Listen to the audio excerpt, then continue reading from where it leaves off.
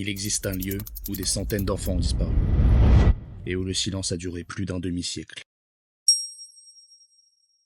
Canada, Colombie-Britannique, 1890. Un bâtiment gris, au sommet d'une colline désertée.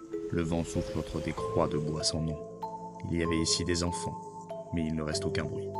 L'école résidentielle de Kamloops a accueilli des centaines de petits autochtones. Arrachés à leur famille, on leur interdisait leur langue, leur culture, leur nom.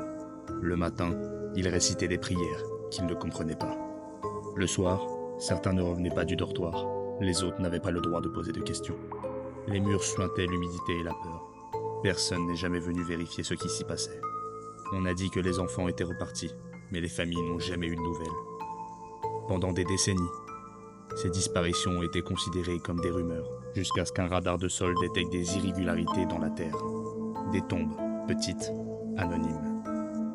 Plus de 200 corps d'enfants, enterrés en secret. Aucun registre, aucun cercueil, aucune explication. L'Église a refusé de commenter. Le gouvernement a parlé d'erreurs du passé. Mais les cris n'étaient pas du passé, ils étaient étouffés. Certains anciens élèves racontent avoir vu des enfants emmenés et jamais ne revenir.